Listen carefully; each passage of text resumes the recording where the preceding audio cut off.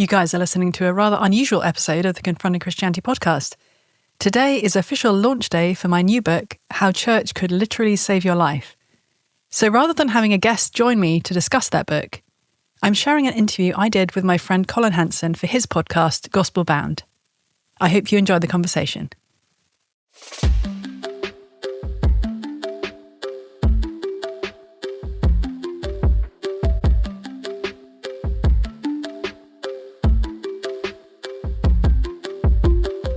Rebecca is widely known to Gospel-bound viewers and listeners as author of several of the most encouraging and successful books in TGC history, including Confronting Christianity, The Secular Creed, and Jesus Through the Eyes of Women. She's also a fellow with the Keller Center for Cultural Apologetics, and she returns to Gospel-bound to discuss the life-changing research on what makes church good for your health. Rebecca, welcome back.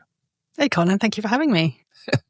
Now, how did you just come across the research for this book? It's not like it's hiding, but I doubt many people even know about it. Yeah, which is a big reason why I wanted to write the book. I've been familiar for probably a decade at this point with the work that a Harvard professor named Tyler Vanderbilt is doing over at the Harvard School of Public Health. I live in Cambridge, Mass, and much as my sort of English Cambridge roots make me somewhat averse to Harvard as a concept, I'm sort of geographically close to Harvard University. And Tyler is running a sort of center at the Harvard School of Public Health that's looking at human flourishing in particular. And his focus of his research is on the relationship between religious participation and both physical and mental health outcomes.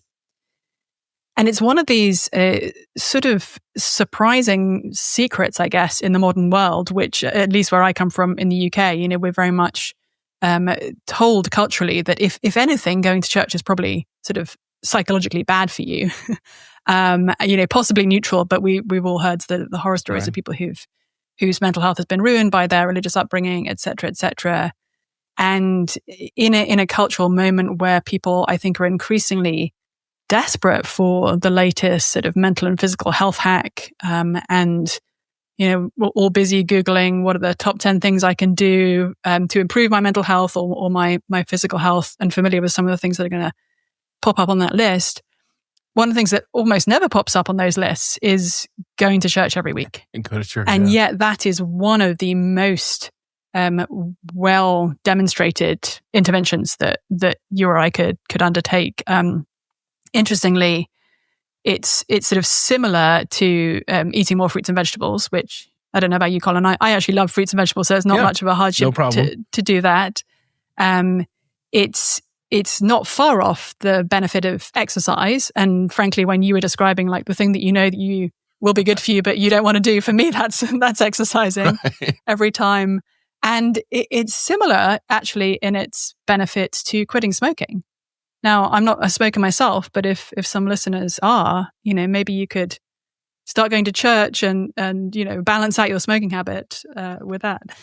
Or get double the benefits, maybe. Or double. Actually, fun fact, you're more likely to quit smoking if you start going to church. Oh, okay. Most people who are smokers are actually sort of trying or have tried at one point in their life or other to quit smoking. It's really hard, I'm told. But apparently, if you're regularly attending church, you are more likely to stick with quitting smoking. There you go.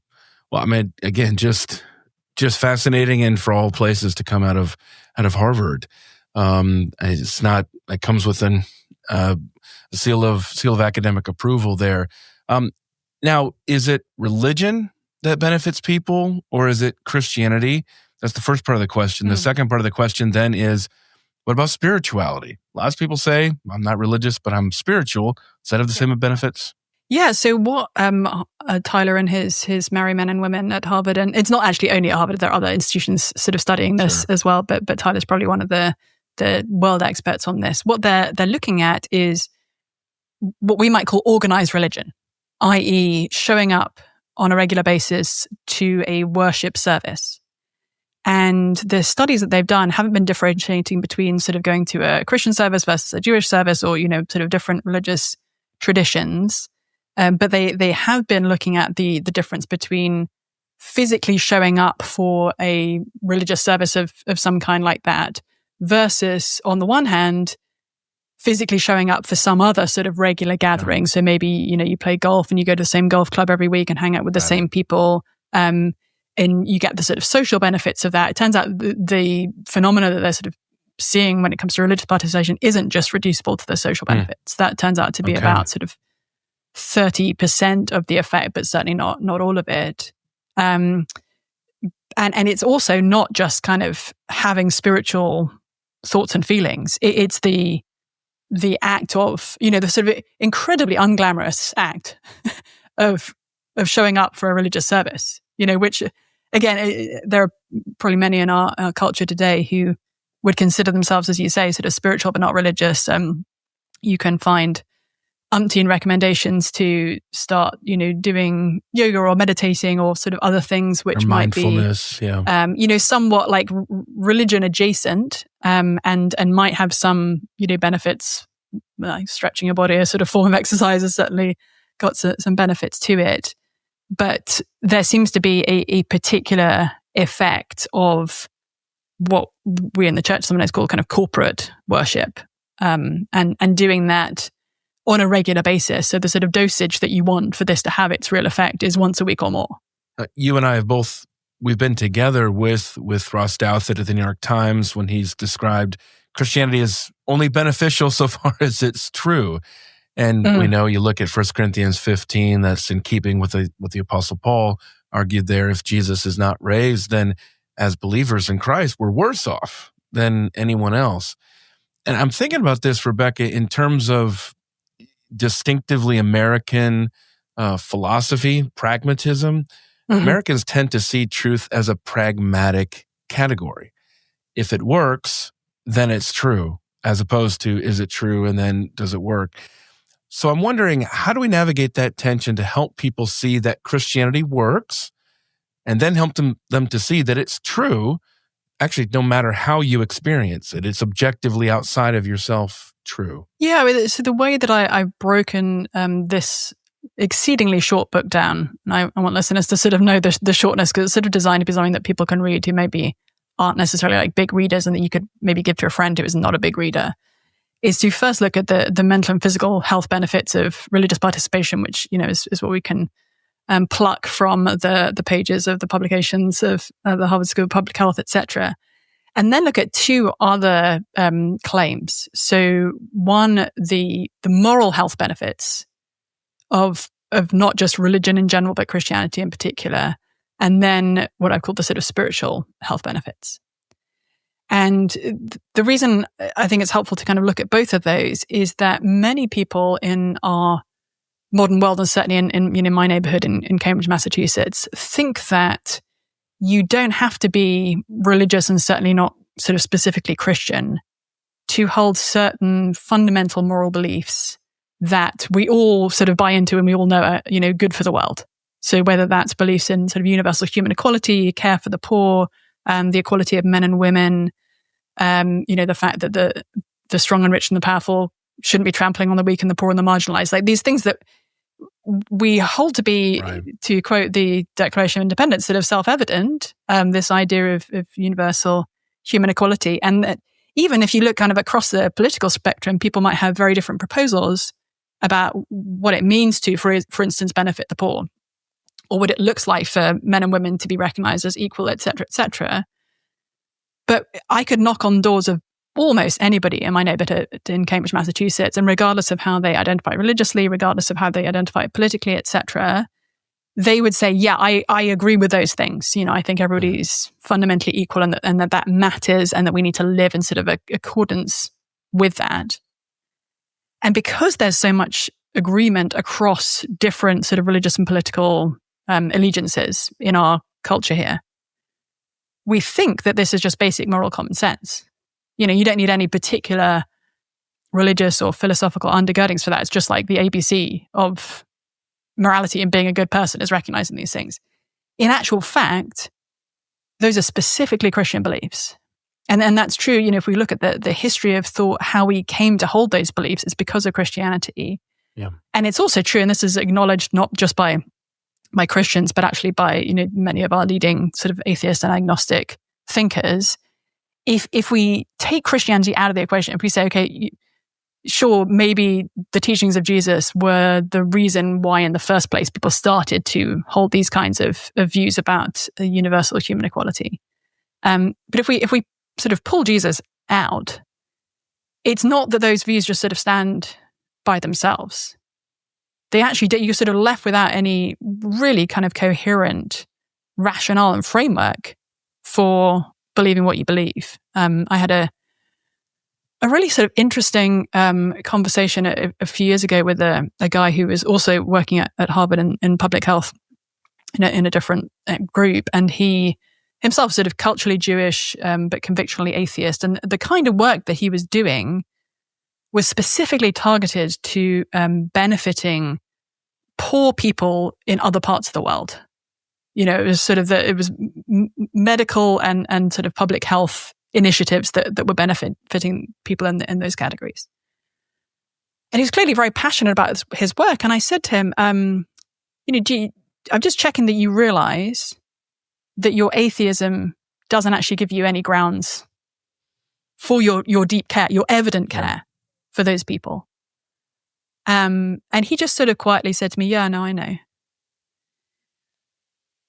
And I found it honestly sort of sad, because here was a man, again, who was sort of giving his life to a work that was doing something truly good, and that I can say as a Christian is truly good. Right, and as a Christian, I can kind of put legs under why that is truly good.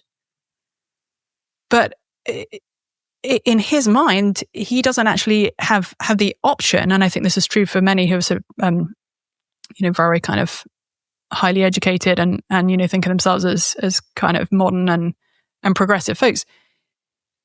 He doesn't think he even has the option of putting like real legs under those claims. Like I don't think he'd even considered Jesus as a possibility, because clearly Christianity was not credible or viable for an educated person in the modern world. And I don't think that's true. So I think, one of the things it's worth looking at is like, do the claims of Jesus stand up to scrutiny in the year of our Lord 2025? And the answer is, most definitely yes. Now, I'm not saying you can, prove to your most atheist friend that Christianity is true if you just sort of sit down with them long enough and read enough, complicated books. That's certainly not true. Like, I would also say that as a Christian, I believe a bunch of frankly crazy things.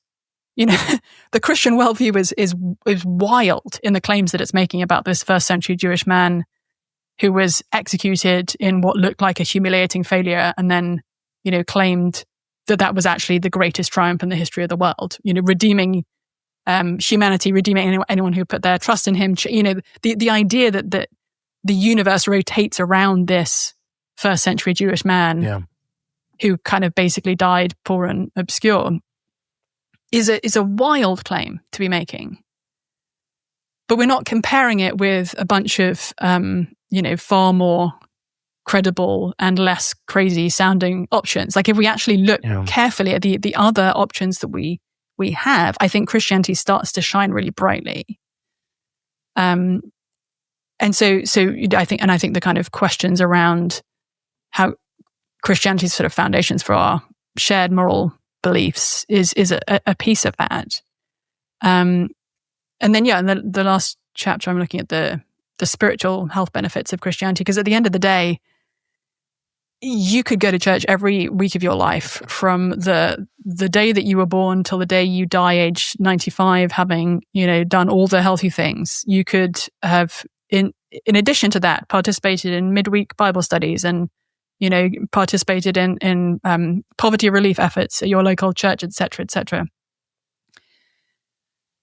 And if you haven't actually accepted Jesus' death on the cross in your place, according to Jesus, you haven't entered the kingdom of God. And one of the ways that Jesus describes himself beautifully in the Gospels is he says he's the doctor. When he's criticized for hanging out with a bunch of obviously sinful people, and the religious leaders of his day are sort of saying, like, why is Jesus hanging out with these clearly sinful people? And he responds, it's not actually the healthy who need a doctor, it's the sick. I haven't come to call the righteous, the good people. I've come to call sinners to repentance. And I'd love to have been there in that sort of moment when the religious leaders heard that and see whether they thought, okay, that's fine. Clearly we're righteous people. We don't need Jesus. And he sort of smoothed that over. Or whether they realize actually Jesus's point there is the sinners who he's hanging out with in sort of, capital S sinners. Those are the ones who realize they need Jesus. And it's the religious leaders who don't get it. And until we can recognize Jesus's diagnosis of us as profoundly spiritually sick, however seemingly religious we are, we're not going to be ready to fling ourselves into the arms of the one person who can save us. We're not going to put our case in Jesus's hands. We don't know how sick we are. We're talking here with Rebecca McLaughlin about how church could literally save your life. It's a new book Rebecca wrote, published with Crossway and TGC. You've mentioned a lot of the different engagements and pushback and some of the arguments and debates that you've had. What do you anticipate, Rebecca, as the strongest secular critique of your book, but really about the research that's behind it? Would it be the selection bias of the people who go to church? What would it be?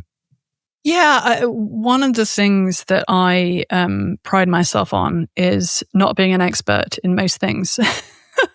And the reason I say that is that I tend to write, and absolutely have written this book, not on the basis of my own research and expertise, but actually on the basis of people who are, by any measure, world leaders in this area of research. And so, one of the questions that Tyler Vanderbilt and his colleagues have been looking at is how much of this is just sort of correlation versus causation. So, for example, the fact that you are significantly less likely to be depressed if you go to church than if you don't. Is that just because if you're depressed, it's really hard to go to church? There's for all sorts of reasons, the activation energy required to sort of go to church is harder. And so, or whether it's in terms of happiness or health, whether there are other kind of factors that are basically making it look like church attendance is good for you when really it's just sort of something else. And I think people's first thought is generally, it's just the social support, or it's a kind of selection bias of, the people who go to church are the people who are already more likely to be happy, healthy, etc. Now, the research that's been done has kind of looked at these different elements and shown, well, yes, for sure, you are more likely to go to church if you're not depressed than if you are. However, if you regularly attend church, you're less likely to become depressed, and you're more likely to recover from depression if you do. Now, I want to be very clear at this point. You can absolutely be a faithful, church-going, in every sense, sort of participating in the life of God's people Christian and struggle profoundly with depression. Now, I have dear friends who've walked through very serious seasons of depression as very kind of convinced followers of Jesus who are absolutely participating in church, et cetera, et cetera. So it's not the case that, if you go to church, you won't become depressed, or if you are depressed and you start going to church, you will sort of instantly, become the kind of happy and mentally healthy person that you would love to be. However, all of that being said, it seems like there is still a pretty strong basis of evidence that going to church makes a meaningful difference.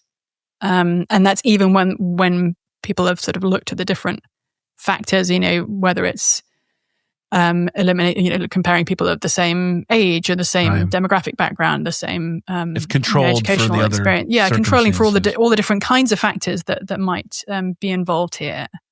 And so the fact that this research is being done by people who have a genuine expertise, and actually by a team that's quite diverse in their own beliefs. Sure.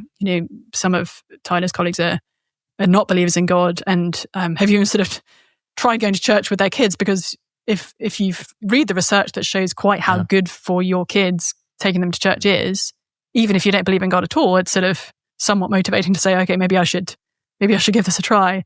But it's not only people who are coming in with a particular bias religiously, as I clearly am, and it's people studying this who have decades of expertise in this area and are trying, like really trying to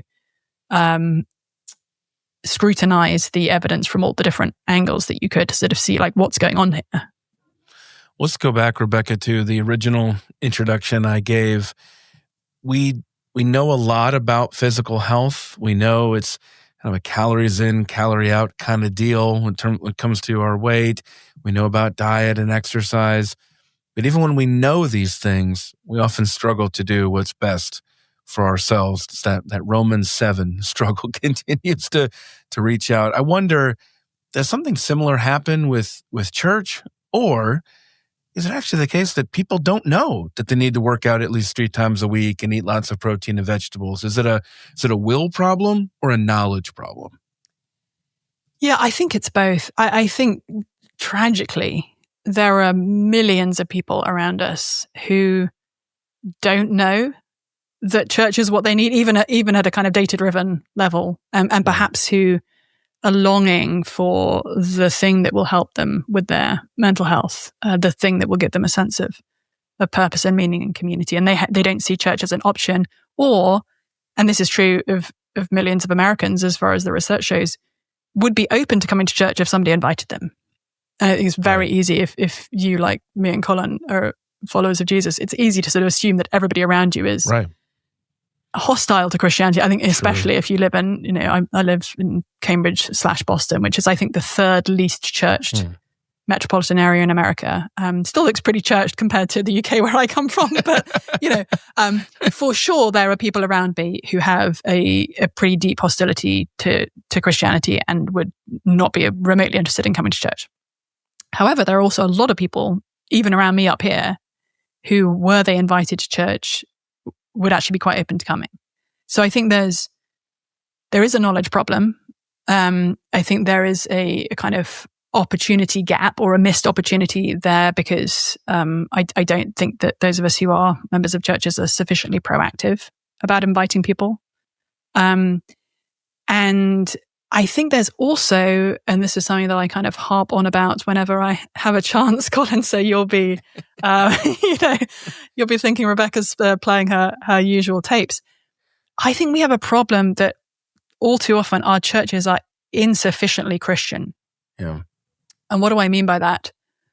Well, one of the things I mean is that if you read the New Testament and you look at the kind of community ethics, the kind of deep family love that is involved in being a follower of Jesus. And then if you show up to church on a Sunday, you may or may not see a sort of mismatch between these two things. I think it's really easy to see church, for those who maybe were raised going to church or kind of have a regular habit of going to church, to see church as something that you sort of do on a Sunday. Maybe if you, like me and Collin, have a sort of a biological family you live with, that, you go to church with your family on a Sunday. In actual fact, we are going to church on a Sunday to be with our family. And I think one of the ways in which our churches, at least in my experience in the West, I think there may be kind of different things going on in different parts of the world. I wouldn't want to speak for other continents. But if in my experiences of church in the UK and the US, I think we're insufficiently leaning into the New Testament community ethics.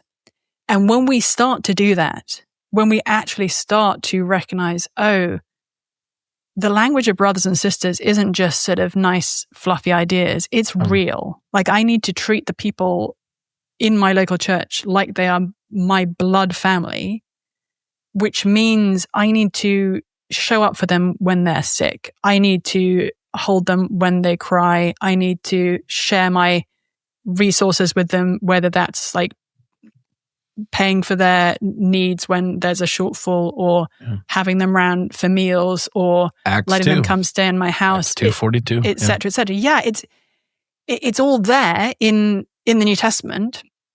And when we start to do that, we find that church is so much better than we ever realized, actually. There's a beautiful instance of this recently in my own church up here, a young woman who was part of our church and had, very surprisingly for her age, somebody in her 20s, had a major sort of traumatic brain issue. Sort of had a bleed in her brain, which left her hospitalized for a number of months, and then needing a whole lot of care and just practical support. People to drive her to the hospital, people to bring her meals, people to help her with paperwork, like all of the things. And our church mobilized around this need. Yeah.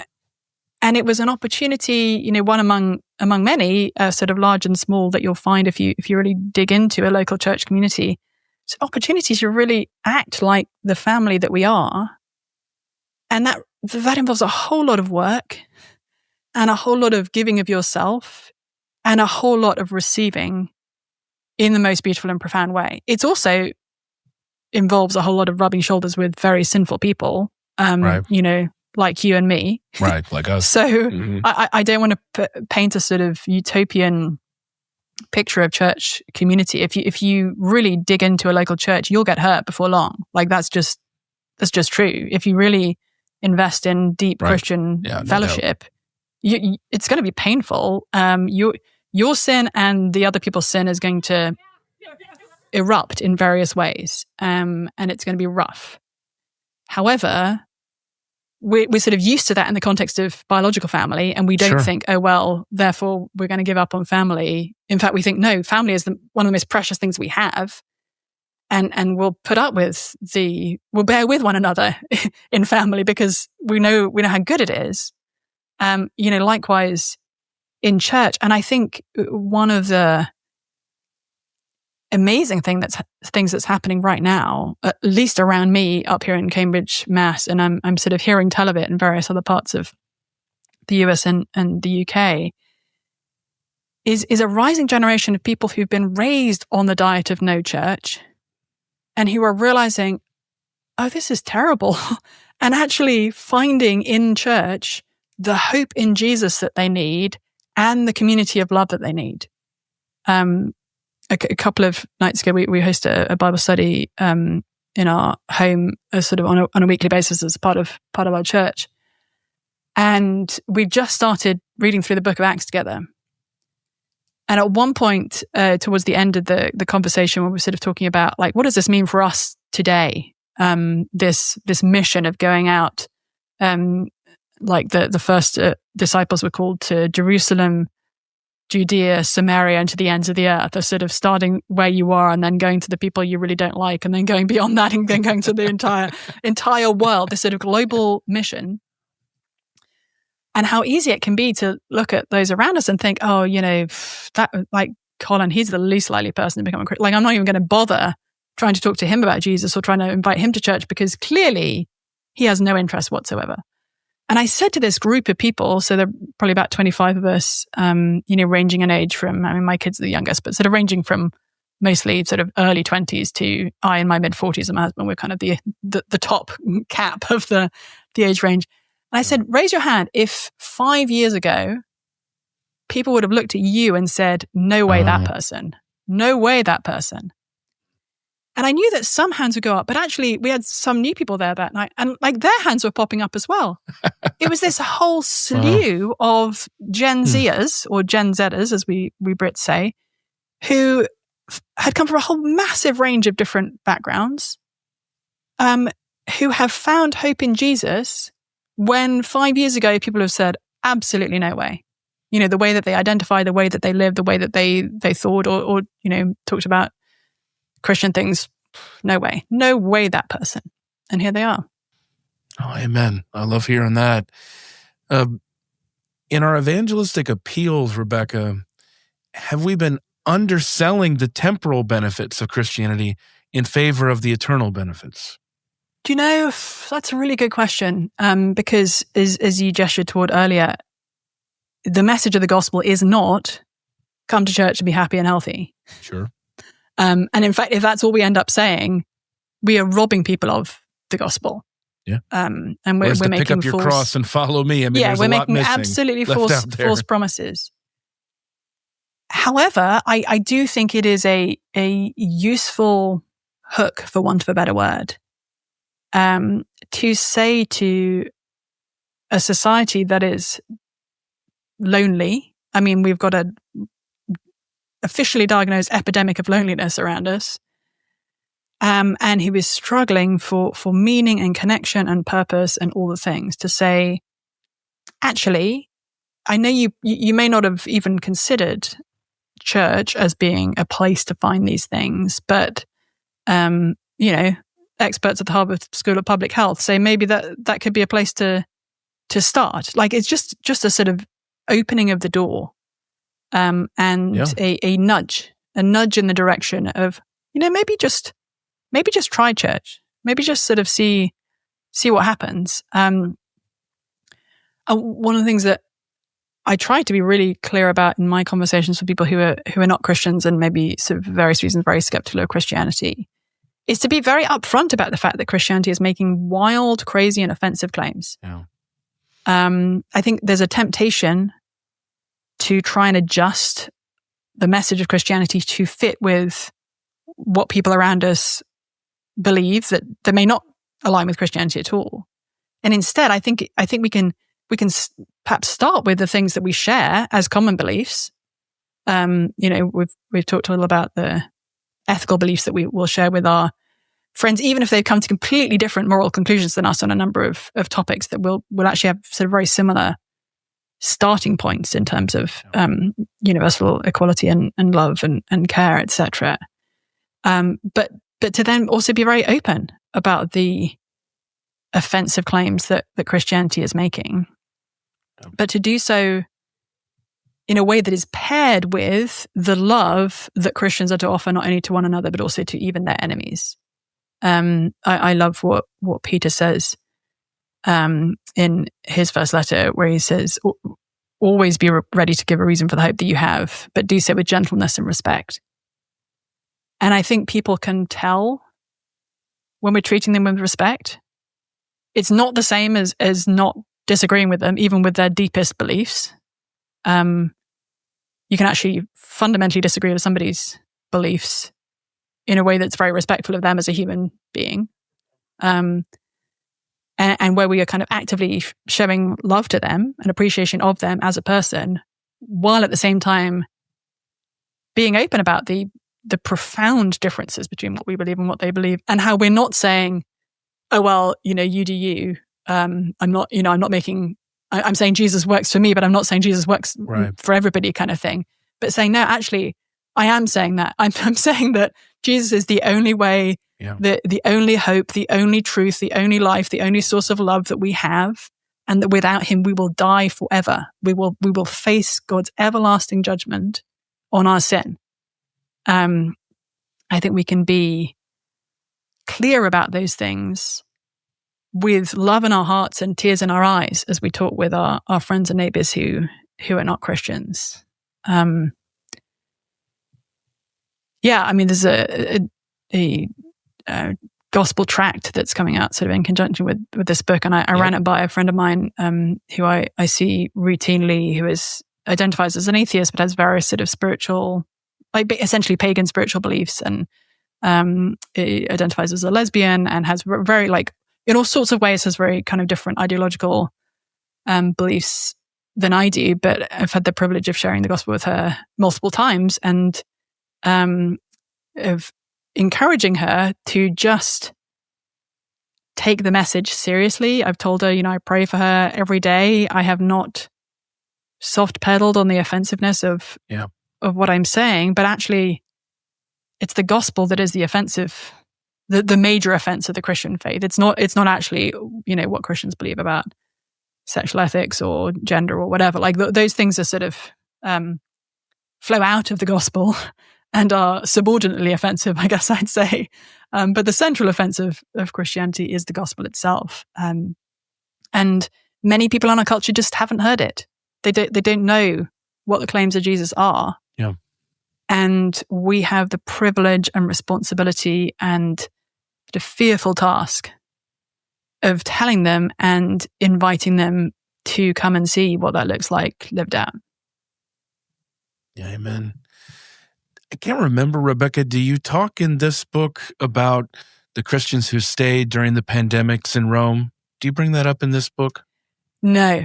Okay. Sorry. Maybe I should have done. well, the reason I couldn't remember because it fits so well with what you're talking about here of some of the temporal benefits, but how they lead to the eternal benefits. Because you see the motivation of Christians to stay in Rome when everybody else is fleeing during the pandemics. And then you see the tangible benefit, which was 50% improvement in kind of defeating the mortality rate of the pandemic, the survival rate, just if there was somebody there to care for them, just to give them food, just to give them water. And lo and behold, they were much more likely to survive. And then afterward, those people were much more willing to believe in Christianity and to profess faith in Christ after that experience. It seems like in some ways it's fairly analogous to what you're trying to do in this book. Yeah, and for those who might be confused, I think when we hear the word pandemic today, we sort of immediately think COVID-19. You're talking about like plague. Yeah, exactly. Yeah, exactly. Plague. Yeah, straight up plagues. Yeah, smallpox, whatever you want to say. Back then, yeah, and I think this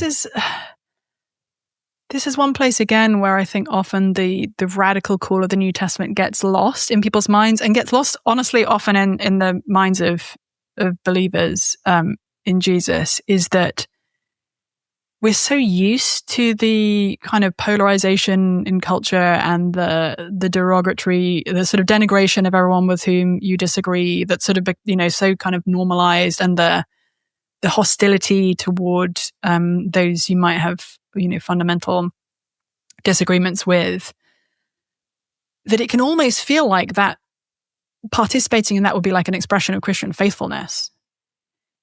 When actually, the New Testament is calling us to actively love even those people who might be wanting to like actively persecute us. And that's, often not the case, or at least in a much sort of scaled down way today than it was in the first centuries of the church. And so it's not that I need to identify those people outside the church who, I'm called to hate and be sure that I am loud in my hatred of them. Actually, everybody, both inside and outside the church, is somebody I'm called to love. And loving somebody includes telling them the truth. And it includes offering them hospitality. And it includes sticking up for them when other people are telling lies about them. And it includes listening to the best version of what they're saying and trying to engage with that rather than sort of strawmanning their arguments. And it includes laughing with them and, just like seeking basic human connection with them. We know what love looks like when we experience it. And often non-Christians around us, if we're followers of Jesus, know what love looks like when they see it in us, even if they might have expected something very different from us. I mean, that's part of the common grace, part of the image of God, to recognize that love and the blessing of God, to be able to see where the source and to trace back the source of that love as well. As it relates to another question I was wanting to ask, do we need to worry here at all about confusing the giver with the gifts?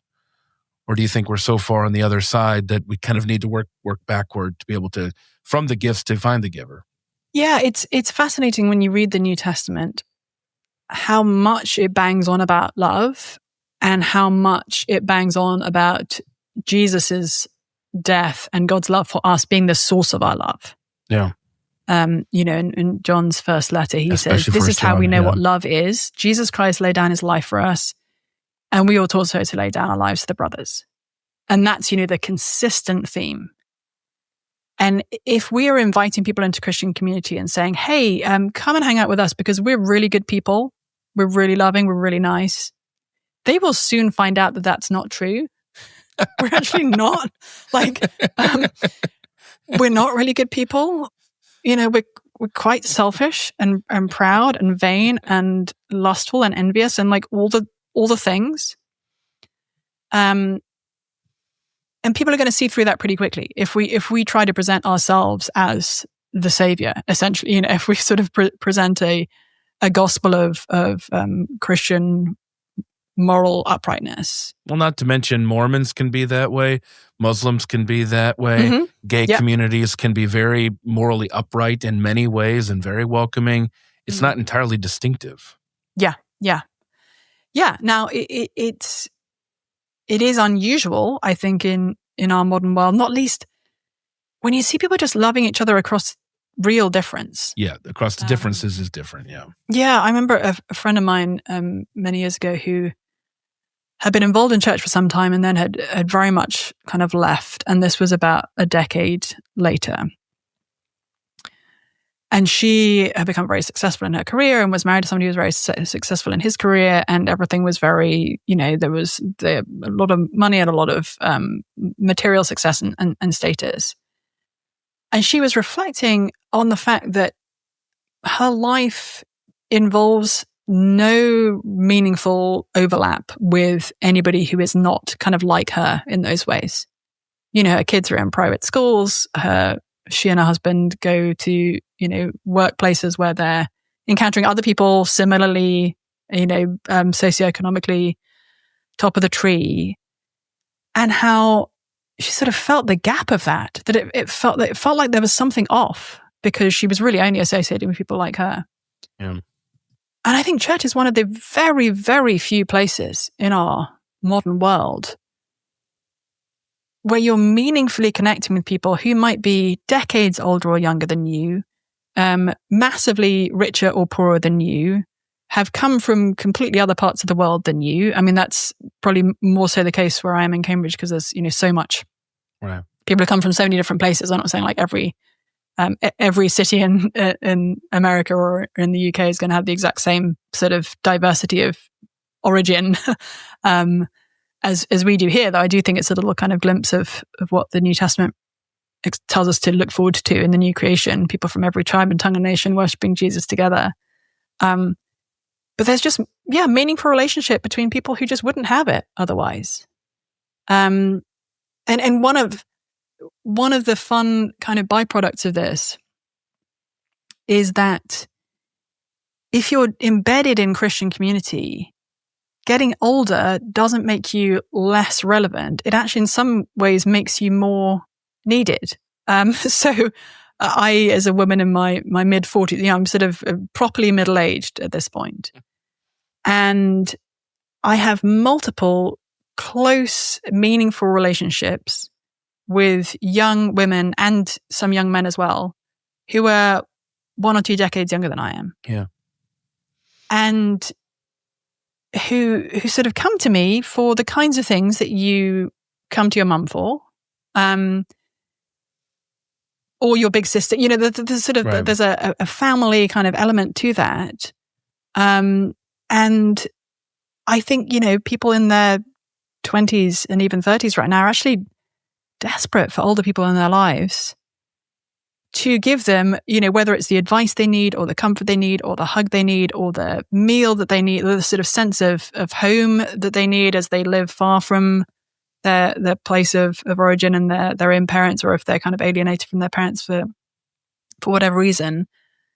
And I feel rather that, in a culture which I think it's fair to say, perhaps especially for women, makes you feel like, oh, well, the older you get, the less you matter, as it were. Mm-hmm. I think within a healthy church, it's really not like that at all. I feel like I have, middle-aged women's superpowers of being able to give the kind of love to the younger generation that people really need. To give the young guy in his 20s who is starved for affection, the hug that he needs, and also the kind of telling off that he needs.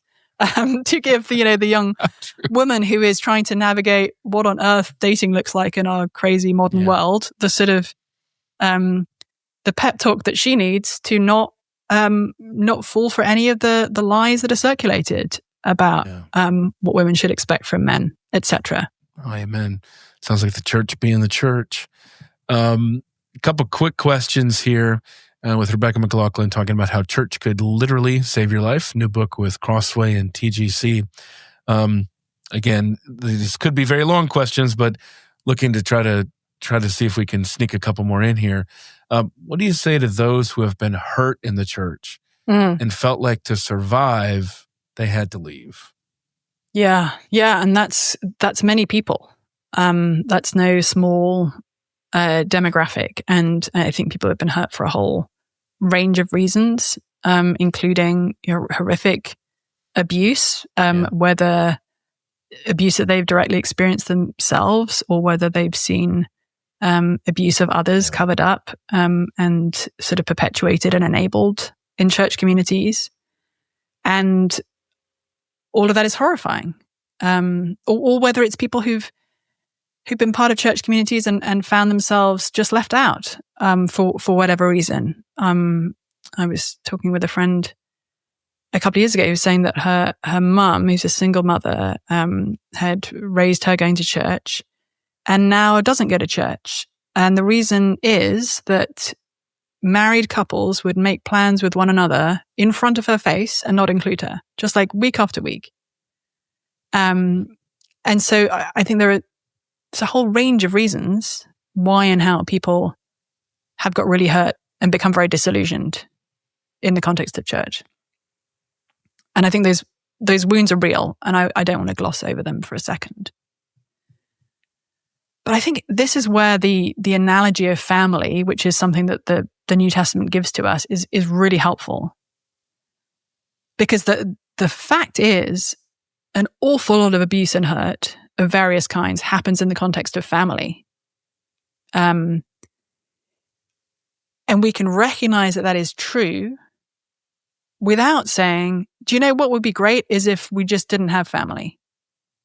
In fact, I'd be so much happier living without any deep family connection because I've been hurt in the context of family. And I can understand how people might have that initial like visceral response.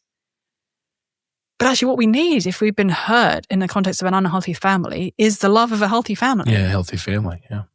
And so if our response to having been hurt in the context of church is to just give up on church, we might be robbing ourselves of the very thing that we need to heal from our church hurt. Oh, I love that. And again, the family analogy you handle so well in this book and in so many of your other works. Speaking of how you want this book to play out, how do you want Christians to use this book? You've alluded earlier to it's shorter. I'll just say the obvious here. It's a really good book to share with somebody that you're sharing the gospel with, to get them to think about things in a different way. Certainly, it's an easy one to share with anybody that you want, that you've maybe even made some progress with, but you're trying to get them to take a next step, not just to talk to you, but to come to church. I think it would also be great for churches to buy in bulk and to study together and to think about, okay, how could we talk about this publicly and how can we make ourselves a very hospitable church for those people? I'm going to answer my own question here, Rebecca, but what are some other ways you have in mind? Yeah, I was actually super encouraged yesterday. A friend of mine texted me who she herself came back to church after a number of years of rebelling pretty hard a couple of years ago. And most of her friends are not Christians, and not only not Christians, but sort of have pretty strong ideological disagreements with Christianity in various ways. And one of the things she said was, I'd given her a copy of the book, and she said, oh, this is a book I can imagine giving to a secular friend of mine when they hit rock bottom. Now, I'm not saying that's the only, right. I'm not saying sort of wait for people to You've tried to everything else. Might as well try church. Yeah, but I was encouraged that she felt like, this was something that she would consider doing that, using in that context. Yeah, I think, any time is a good time to share the gospel with somebody. I think at moments of life transition, people can be particularly open to just kind of considering something new. So maybe that's when somebody has hit rock bottom and they realize, I need to make some major changes in my life because things are not going well. Or it may be somebody going off to college for the first time and thinking, well, I've always been to church, but I don't know that I need a local church while I'm in college. I'll maybe hang out with some Christians in Christian fellowships, and I'll be at church when I come back for the vacation. But I don't know if I need to prioritize digging into a local church while I'm there.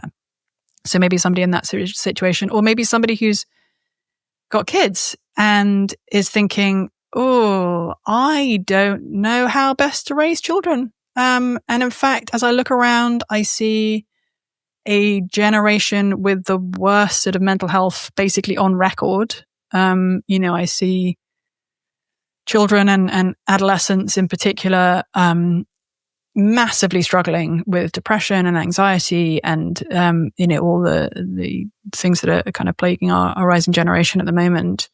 To say to the parents in that situation, hey, there's actually a lot of evidence that going to church can be really good for your kids' mental health. Want to give that a try? Like, here's a book that will give you some of the evidence. So I think people at various life transition stages, and I'd want to include as well, one of the really sad things that happened after the COVID-19 pandemic. A lot of people were out of church for reasons of sort of health considerations for a period of time, and then some people came back and other people didn't. And one of the saddest realities is that a lot of the people who didn't were actually retirement age people.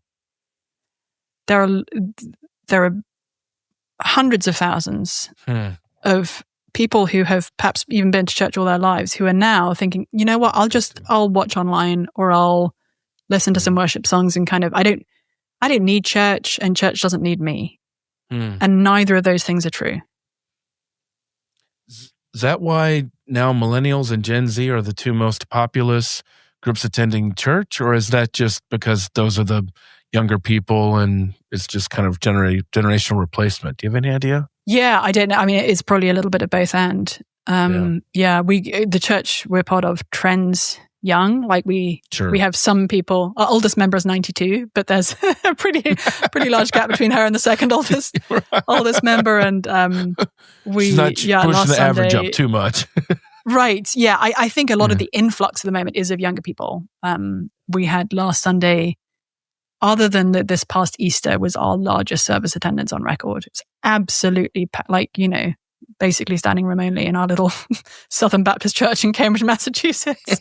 I think there is an influx of younger people, but I think that there is massive evangelistic opportunity among older people as well, and we mustn't lose sight of that. And if you are, if you're a Christian who's retirement age or beyond, now is not the time to put your feet up. Now is the time to knock on your neighbors' doors, to invite them in, to see if you can help with their kids, to see if you can welcome those who are lonely, to see if you can invite people to church. There is a huge gospel opportunity right around you now, and you are on Jesus's team to get out there and do that with the years that you have remaining. I'm a huge believer in us never kind of retiring out of the basic duties and joys of the Christian faith. And you never retire from church. Your gifts may change, your position may change, your circumstance may change, your opportunities to give and to receive may change. Yeah. But your necessity, 1 Corinthians 12, your necessity as member of the body of Christ, that never changes. And there's never too many people in the body of Christ. There's always a place for somebody, and it's never too crowded. Yes. Beautiful. I wrote in the book about Dorothy, our 92-year-old member, who came originally from Jamaica, had 8 children, and age 92 still walks to church. But now we have a sort of rotation of people who walk with her to church, or give her a ride if she's having a kind of particularly rough day health-wise. But she shows up. She is by far the best dressed person at our church on a regular basis. She looks incredible. And I hope to be like Miss Dorothy one day if the Lord spares me. I love that. Our guest here, Rebecca McLaughlin, How Church Could Literally Save Your Life. New book from Crossway and the Gospel Coalition. Rebecca, thanks for joining me. Thanks for having me.